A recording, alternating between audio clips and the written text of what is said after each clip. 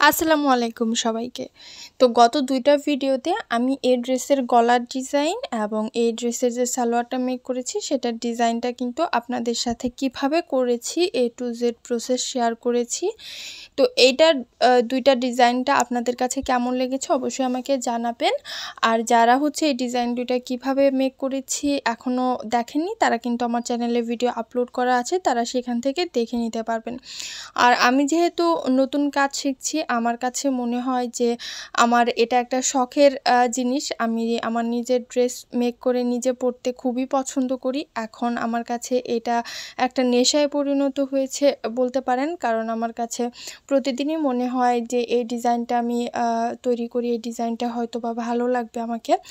তো যাই হোক, আমি হচ্ছে এই গজ কাপড়টা কিনে এনেছিলাম, ১২০ টাকা করে গজ নিয়েছিল এই জামার কাপড়টা। তো এখানে হচ্ছে আমি লেস নিয়েছিলাম, ২০ টাকা করে গজ লেস পড়েছিল এখানে। তো এই তো আমি হচ্ছে লেস দিয়ে প্লাস হচ্ছে এমনি ভাঁজ করে যে ডিজাইনটা করে একদম সিম্পলভাবে, খুবই সহজ আর খুবই তাড়াতাড়ি হয় এই ডিজাইনটা করলে। আর দেখতে কিন্তু খুব ভালোই লাগে আমার কাছে।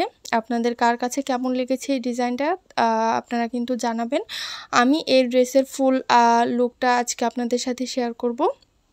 যে ড্রেসটা মেক করার পর পরলে কেমন লাগবে সেটা দেখাবো। তো যাই হোক, আমি হচ্ছে ড্রেসের নিচের ডিজাইনটা এরকম করে করেছি, সালোয়ারের নিচে ঠিক যেমন করেছিলাম।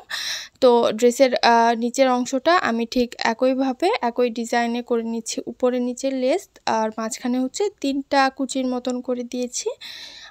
এখানে যে যার পছন্দ মতো কুচি দিতে পারেন, ৩টা ৪টা ৫টা পর্যন্তও কিন্তু দেওয়া যায়। তো এই তো আমার হচ্ছে নিচের ডিজাইনটা করা প্রায় শেষ। কুচি দেওয়ার পরে আমি একদম নিচের লাস্টে যে লেসটা থাকবে সেই লেসটা বসিয়ে নিচ্ছি এখানে। আর এই লেসটা কিন্তু এই ড্রেসের সাথে খুব ভালো লাগছিল।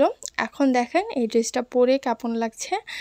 তো এই তো আমি এই ড্রেসের সাথে কিন্তু ওড়না এক্সট্রা করে কিনেছি। এই ওড়নাটা আমার কাছে ১৪০ টাকা নিয়েছে। তো আপনারা চাইলে জর্জেট নিতে পারেন। এটা সুতি না, আবার একদম জর্জেটও না।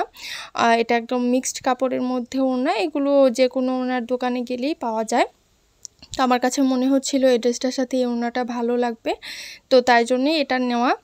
তো এখন হচ্ছে ড্রেসটা পরে দেখলাম আর আপনাদের সাথেও শেয়ার করছি ড্রেসটা পরে কেমন লাগছে অবশ্যই কিন্তু জানাতে ভুলবেন না। কারণ আপনাদের হচ্ছে যদি বলেন যে ভালো লেগেছে, আমি কিন্তু পরবর্তীতে এই টাইপের ভিডিও আরও দেওয়ার চেষ্টা করব। গজ কাপড় দিয়ে কীভাবে নতুন নতুন ড্রেস মেক করা যায় সেই রিলেটেড ভিডিও আমি হচ্ছে এরপর থেকে আস্তে আস্তে দেওয়ার চেষ্টা করব।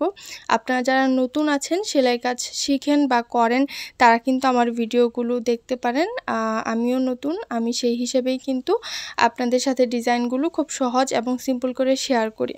তো আজকের ভিডিওটা আমি এখানেই শেষ করে দিব। আজকের ভিডিওটা দেখার জন্য সবাইকে অনেক অনেক ধন্যবাদ। আসসালামু আলাইকুম।